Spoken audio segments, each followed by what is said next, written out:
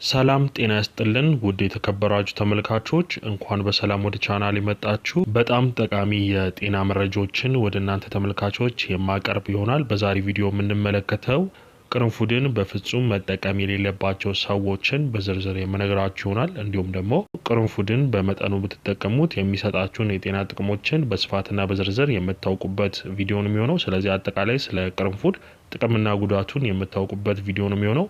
ስለዚህ ለዚህ ቻናል አዲስ የሆናችሁ ይህን ቻናል ሰብስክራይብ አድርጉ። ከጎን ያለውን የደውል ምልክት በመጫን በየጊዜ መለቅላችሁ እንደዚህ የጤና ፕሮግራሞችን ማግኘት ትችላላችሁ። አብሮነታችሁ አይለየኝ። መልካም ቆይታ። እንግዲህ በመጀመሪያ ስንመለከት ቅርንፉድ ወይም ደግሞ ክሎቭስ በተለምዶ በምግብ ውስጥ እንደ ቅመም በትንሽ መጠን ሲጨመር ወይም ደግሞ ትንሽ ፍሬውን ስትቆረጥሙት ለአብዛኞቻችሁ ሰዎች ደህንነቱ የተጠበቀ ቢሆንም በተለይ ለአንዳንድ ሰዎች ግን አደገኛ ሊሆን ስለሚችል ይህን ነገር በስነ ስርዓት ማወቅ ያስፈልጋል ማለት ነው። ስለዚህ ይህም የሆነበት ዋናው ምክንያት ቅርንፉድ በውስጡ ኢጅኖል የሚባል ንጥረ ነገርን ይዟል ማለት ነው። ይህም አጠቃላይ የደም ፍሰትን የሚጨምር ይሆናል ማለት ነው። ስለዚህ አጠቃላይ በመጀመሪያ ቅርንፉድን መጠቀም የሌለባቸውን ሰዎች እንመለከታለን። በመጀመሪያ ቅርንፉድን በፍጹም መጠቀም የሌለባቸው ሰዎች እርጉዝ ሴቶች ወይም ደግሞ የሚያጠቡ ሴቶች ቅርንፉድን ባይጠቀሙት ይመከራል።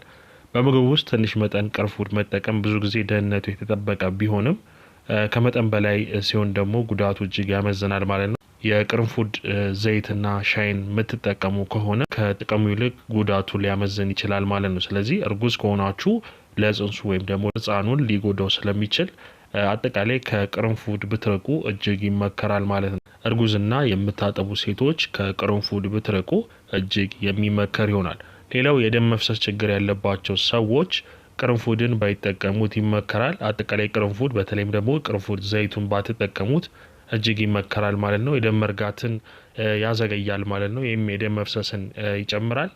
አጠቃላይ ግን የደም መፍሰስ ችግር ያለባችሁ ሰዎች ወይም ደግሞ ከደም መርጋት ጋር የተያዘ መድኃኒቶችን የምትወስዱ ሰዎች ቅርንፉድን ባትጠቀሙት እጅግ የሚመከር ይሆናል ማለት ነው። ሌላው የጉበት በሽታ ያለባችሁ ሰዎች አጠቃላይ ቅርንፉድን ባትጠቀሙት ይመከራል። ሊቨር ዲዚዝ ያለባችሁ ሰዎች በተለይም ደግሞ የቅርንፉድ ዘይትን ባትጠቀሙት ይመከራል። ለጉበት ጉዳት ሊዳርግ ይችላል ማለት ነው። የጉበት በሽተኛ ከሆናችሁ በተለይም ደግሞ መድኃኒት እየወሰዳችሁ ከሆነ ቅርንፉድን ባትጠቀሙት እጅግ ይመከራል ማለት ነው። ስለዚህ የጉበት ችግር ላለባችሁ ሰዎች ይሄ አደጋውን እጅግ የሚጨምር ስለሚሆን ከቅርንፉድ ብትርቁ ይመከራል። በተለይም ደግሞ የቅርንፉድ ዘይትን የቅርንፉድ ሻይን ከመጠቀም ብትቆጠቡ ይገባል ማለት ነው። ሌላው ህጻናት ቅርንፉድን ባይጠቀሙ ይመከራል። በተለይም ከ2 ዓመት በታች የሆኑ ህጻናት ቅርንፉድን ባትሰጧቸው ነው ባይጠቀሙ እጅግ የሚመከር ይሆናል ማለት ነው። ምግባችሁ ውስጥ እንደ ቅመም አድርጋችሁም ባሰጧቸው እጅግ የሚመከር ይሆናል። በተለይም ደግሞ የቅርንፉድ ዘይትን ባትጠቀሙ እጅግ ይመከራል። ብዙ መጠን ያለው ቅርንፉድ መውሰድም ከባድ የጎንዮሽ ጉዳትን ያስከትላል። አጠቃላይ ለምሳሌ እንደ መንቀጥቀጥ፣ የጉበት ጉዳት ያሉ ሌሎች በሽታዎች ተጋላጭ ያደርጋቸዋል ማለት ነው። ስለዚህ በተለይም ደግሞ በትንሽ መጠንም እንኳን ብትጠቀሙት እጅግ አደገኛ ሊሆንባቸው ስለሚችል ቅርንፉድ ጋር የተያያዘ ነገርን ለእነዚህ ህጻናት ባሰጡ እጅግ ይመከራል።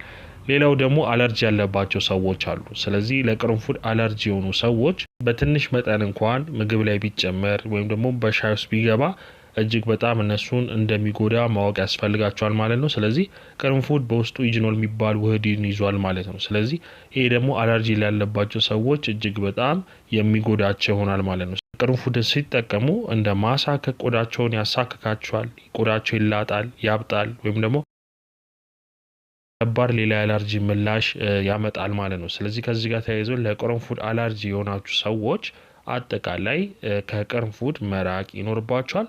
ሌላውና በመጨረሻ ቀዶ ጥገና ለማድረግ የተዘጋጃችሁ ሰዎች ቅርንፉድን ባትጠቀሙት ይመከራል ማለት ነው። ስለዚህ ቅርንፉድ የደም መርጋትን ስለሚያዘገይ ቢያንስ ከ2 ሳምንት በፊት መጠቀምን ማቆም ይኖርባችኋል ማለት ነው። ስለዚህ ከጥርስ ጋር የተያያዘ ጉዳዮች ላይ ዴንታል ሄልዝ ላይ የምትገቡ ከሆነ ቅርንፉድን ባትጠቀሙት እጅግ የሚመከር ይሆናል ማለት ነው።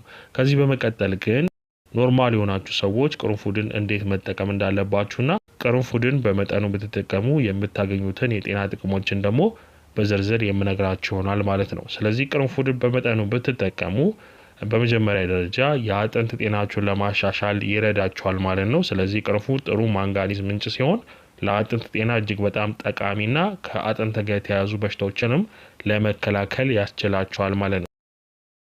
እነዚህ ውህዶች እጅግ በጣም የአጥንታችሁ ጤና ለመጠበቅ ይረዳቸዋል። እብጠቶችና የአጥንት ሕዋሳትን ሊጎዱ የሚችሉ ሌሎች የአጥንት በሽታ ወይም ደግሞ ችግር ኢንፌክሽኖችን ለመከላከል ይረዳቸዋል ማለት ነው።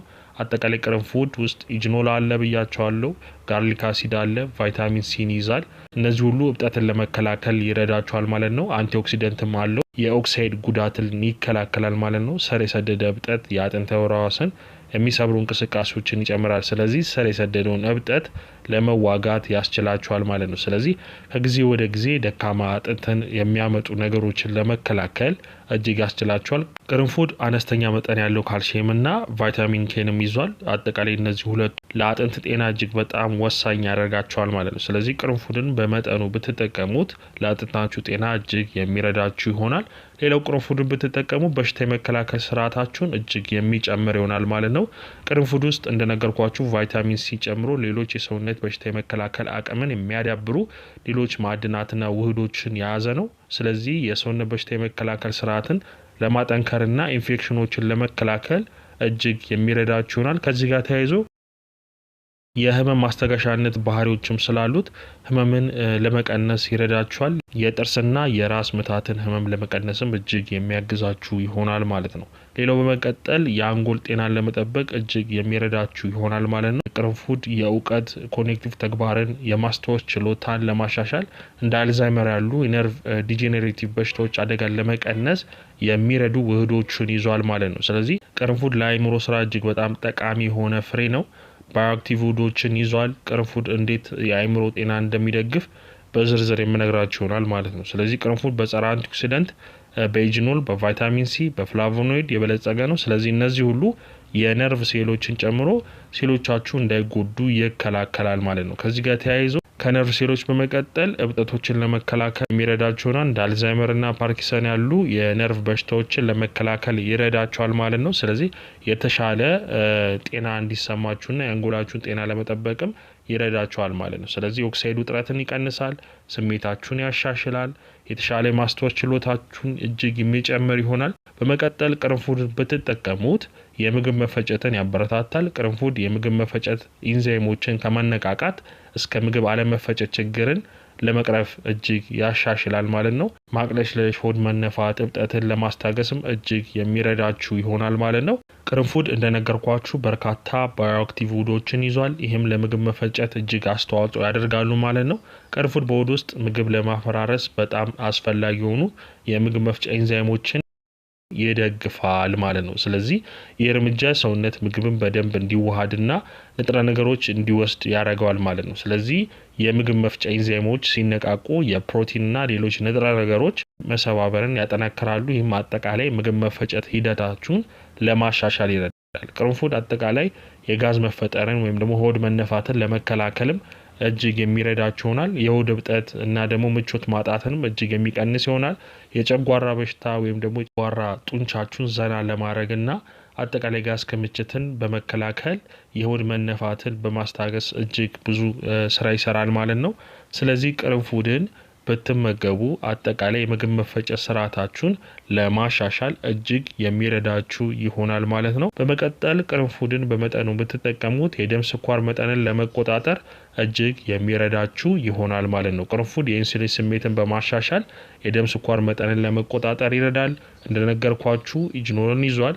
ጸረ ብግነት አለው፣ ጸረ ባክቴሪያ ተጽዕኖ አለው። ይህም ደግሞ ለአይነት 2 የስኳር በሽታ እንዳትጋለጡ ያደርጋል ማለት ነው። ስለዚህ አጠቃላይ የኢንሱሊን ስሜትን በማሳደግ ኢንሱሊን ተግባርን ሊያሻሽሉ የሚችሉ ብዙ ውህዶችን ይዟል ማለት ነው። ቅርንፉድ በካርቦሃይድሬት መፈጨትና በግሉኮስ ሜታቦሊዝም ውስጥ ተሳትፎ የኢንዛይሞችን እንቅስቃሴ ላይ ተጽዕኖ ሊያሳድር ይችላል ማለት ነው። ስለዚህ ቅርንፉድ የሰውነት ኢንዛይሞችና ካርቦሃይድሬትና ቅባት የሚሰብሩና ከምግብ በኋላ የደም ስኳር መጠንን በተሻለ ሁኔታ ለመቆጣጠር ያስችላቸዋል ማለት ነው። ስለዚህ ቅርንፉድን በመጠኑ ብትጠቀሙ አይነት 2 የተባለውን የስኳር በሽታ ለመከላከል እጅግ የሚረዳችሁ ይሆናል። ሌላው ቅርንፉድን በመጠኑ ብትጠቀሙ የአፋችሁን ጤንነት ለመጠበቅ ይረዳችኋል ማለት ነው። ቅርንፉድ ጸረ ተዋሲያን ባህሪ ያለው ባክቴሪያዎችን ለማዋጋትና የአፍ ንጽህናን ለመጠበቅም የሚረዳችሁ ይሆናል። እንደ ጥርስ ህመምን ለማስታገስና የድድ በሽታ ለመከላከል አጠቃላይ የቅርንፉድ ዘይት ብዙውን ጊዜ ጥቅም ላይ ይውላል ማለት ነው። በተጨማሪም እንደ አስም፣ ሳልና ብሮንካይተስ ያሉ የመተንፈሻ አካል ችግሮችንም ለማስታገስ ከዚህ ጋር ተያይዞ እጅግ የሚጠቅማችሁ ይሆናል ማለት ነው። በመቀጠል ቅርንፉድን በመጠኑ ብትጠቀሙ የቆዳችሁን ጤና እጅግ ያበረታታል። ቅርንፉድ ዘይት ብጉርን፣ የቆዳ በሽታ እና ሌሎች የቆዳ ችግሮችን ለመከላከል እና እርጅናንም ለመቀነስ እጅግ ይረዳችኋል ማለት ነው። ስለዚህ በተጨማሪም ጸረ እርጅና ውጤትም እንዳለው ልታውቁ ይገባል ማለት ነው። እንግዲህ ውድ ተመልካቾቼ ለዛሬ ይዤላችሁ የመጣሁት ትምህርታዊ የጤና ቪዲዮ ይህንን ይመስላል። እንደተማራችሁበት ተስፋ አደርጋለሁ። በሌላ ጊዜ በሌላ ጠቃሚ ትምህርታዊ ቪዲዮ እስከምንገናኝ መልካም ጊዜ። ቻው ቻው።